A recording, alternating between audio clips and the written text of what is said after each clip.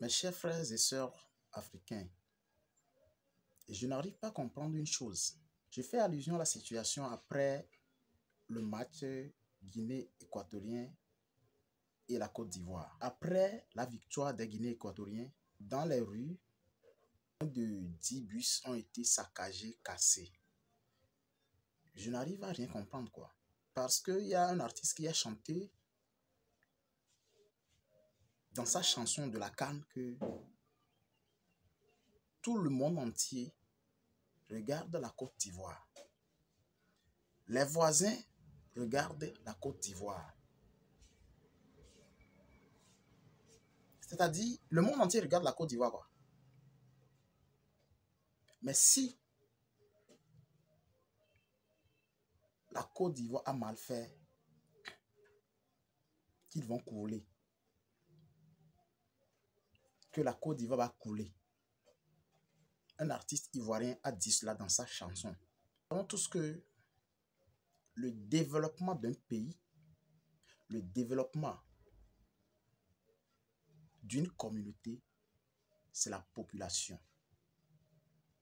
C'est le paradigme de la population qui fait avancer une communauté, qui fait avancer un pays. J'ai décidé d'aborder ce sujet parce que aujourd'hui, on parle de l'éveil de l'Afrique et que la majorité des Africains sont tellement éveillés, pas réveillés. Parce qu'il faut d'abord passer par l'étape du réveil pour atteindre l'éveil. La majorité des Africains sont éveillés. Et ces gens parlent de l'Afrique et non de leur pays. Raison pour laquelle, quand les Ivoiriens sont en guerre morale contre le Cameroun, le Togo, je ne cherche même pas à m'adresser sur le sujet parce que, excusez-moi, c'est la mentalité des enfants. C'est la mentalité des enfants de pouvoir dire encore, en ce temps-ci, que non, le Togo est en avance sur tel pays. Arrêtons ces genres de comparaison. Ou bien, ouais, c'est ça. Donc, la population, c'est une population qui fait avancer un pays. C'est la mentalité de la population qui fait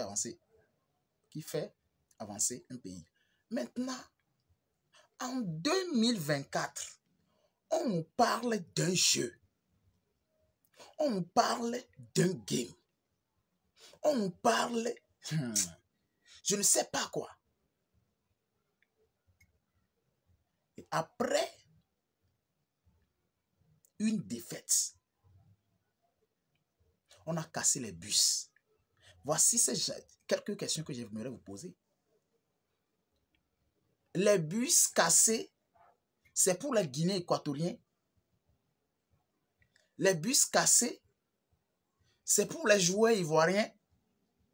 Les bus cassés, je demande à savoir quelle était la raison fondamentale pour pouvoir casser les bus. Quelle était la raison fondamentale pour pouvoir saccager les choses dans les rues? Afrique, le monde entier nous regarde.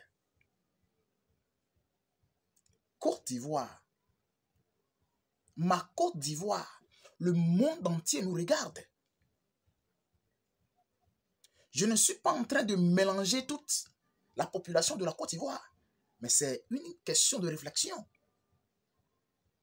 Quelle était la raison fondamentale?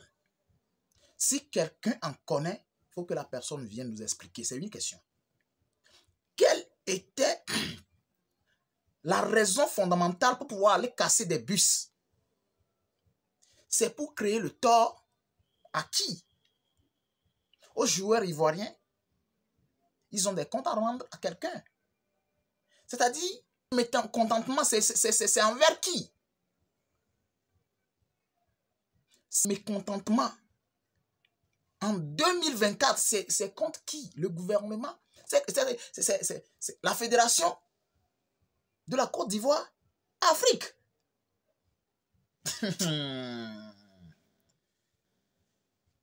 Mais c'est quoi la chose? En 2024, on dit la CAN. Et tous tout le monde, je dis, c'est ce que je ne comprends pas, quand tu écoutes tout le monde sur son compte TikTok, sa chaîne, ou dans leur causerie personnelle, dans la maison, tout le monde prétend être civilisé. Je dis, tout le monde prétend être civilisé. Tout le monde prétend être civilisé. Je m'adresse à ceux-là, si tu sais que tu as touché un bus, je m'adresse à vous.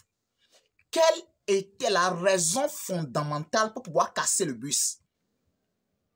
Vous causez du tort à qui?